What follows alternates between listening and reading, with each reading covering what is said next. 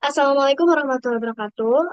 Izin memperkenalkan diri, nama saya Faridatun Ainunisa dengan NIM C2401231024, yang dimana kali ini saya akan membahas minat hasil dari laporan kami, dari hasil penelitian kami yang berjudul Analisis Pertumbuhan, Reproduksi, dan Makanan Ikan Layang Decapterus macrosoma oleh Blacker tahun 1891 yang tentunya ditangkap di Selat Malaka. Nah, saya kebetulan dari kelompok 6 yang dimana diasistenkan oleh Kak Ica, Kak Mustika Nirwana Sandi. Next.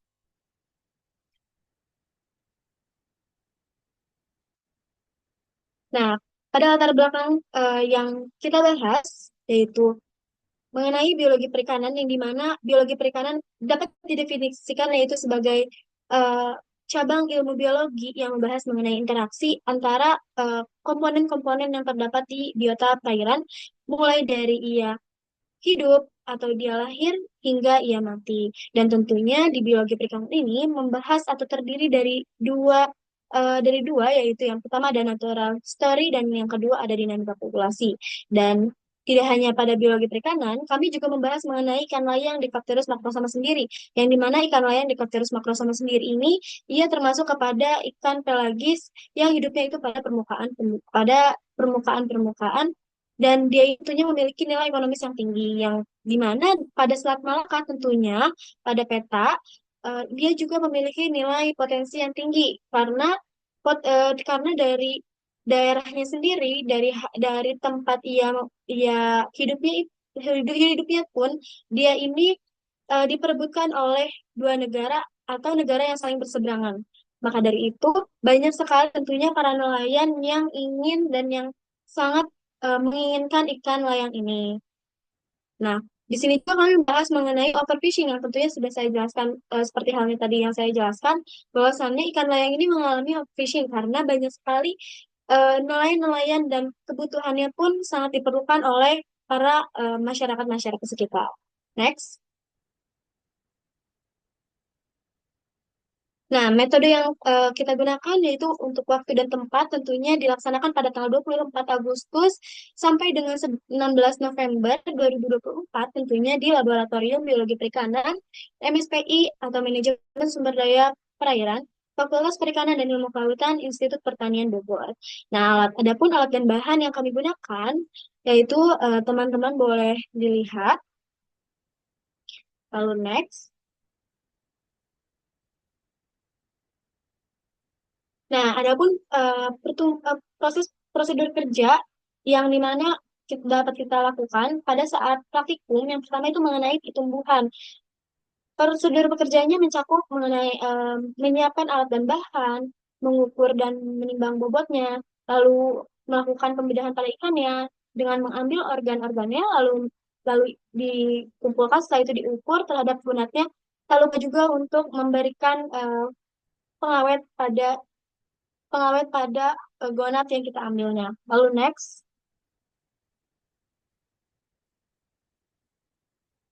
Nah, adapun prosedur kerja reproduksinya yang mungkin teman-teman dapat baca dan lihat sendiri. Seperti ini prosedur kerja pada reproduksi yang kami lakukan. Lalu bisa di next.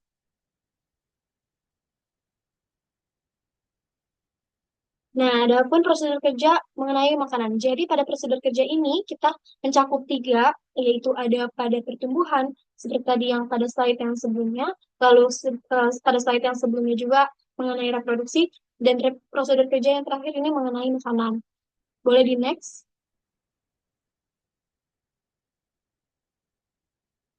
Nah, analisis data yang kami lakukan atau kami pakai seperti ini, yang dimana pada rumus-rumus tersebut kami menggunakan aplikasi lain yaitu Excel untuk menganalisis dan mempermudah dalam penganalisan data yang kami punya.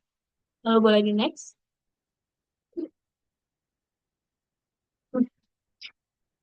Baik, pada hasil didapatkan pada distribusi frekuensi panjang, bahwasannya ada selang kelas 202 sampai dengan 211 merupakan selang kelas total paling tinggi, yang dimana pada selang kelas 162 dan 171 itu merupakan selang kelas terendah tentunya, dan pada grafik hubungan panjang dan bobot, dapat teman-teman lihat bahwasannya setiap pertambahan satu satuan panjang ikan layang akan mempengaruhi bobot sebesar 2,8101 dan yang pada gabungan jantan itu berpengaruh bobot sebesar 2,85.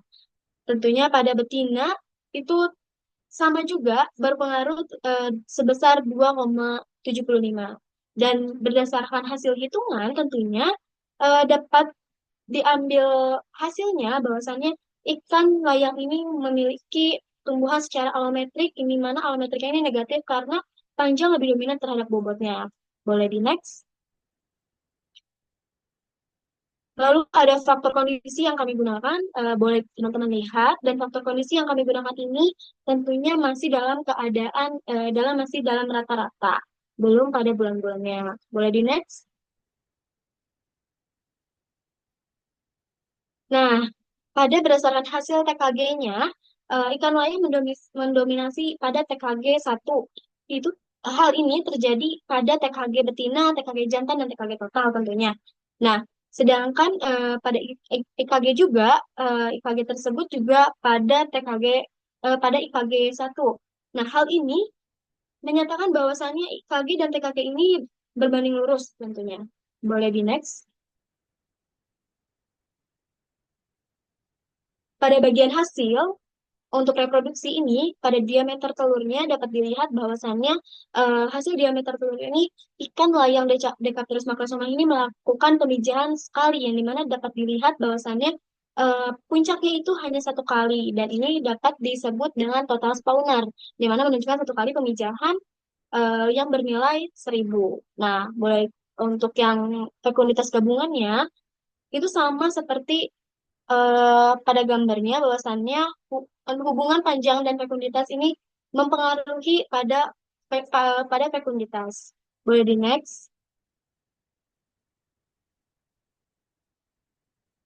Nah, di sini dapat dilihat juga makanan-makanannya yang dimana makanannya ini lebih dominasi atau makanan tersebut itu makanan utamanya ialah nematoda yang dimana dapat diketahui bahwasannya berdasarkan literatur juga ikan layang ini mereka ini jenis makanannya adalah zooplankton yang dimana nematoda juga merupakan bagian daripada zooplankton. Boleh di next.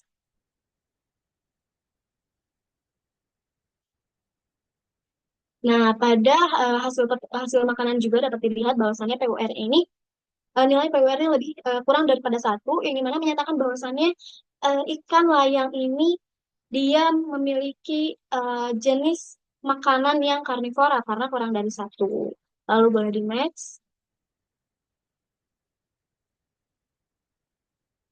Nah, tentunya sudah pada pembagian kesimpulan dan saran dapat disimpulkan bahwasannya ikan layang ini merupakan salah satu ikan pelagis yang terdapat pada Selat Malaka dan tentunya ikan layang ini memiliki pola persebaran yang alometrik negatif yang dimana pertumbuhan panjang lebih lebih cepat gitu, lebih dominan daripada pertumbuhan beratnya sendiri. Dan ikan layang ini memiliki pola pemijahan yang total spawner, di mana ikan layang ini juga dominan makanan ikannya adalah makanan lainnya, namun makanan utamanya tetap saja makanan nematoda. Nah, untuk sarannya, dengan hasil yang didapatkan diharapkan dapat menjadi referensi dan bahan pelajaran bagi para peneliti-peneliti yang selanjutnya akan meneliti mengenai ikan layang ini. Dan diharapkan hasil dari penelitian kami dapat berguna tentunya. Mungkin sekian daripada saya. Mohon maaf bila banyak kekurangan dan banyak salah. Terima kasih.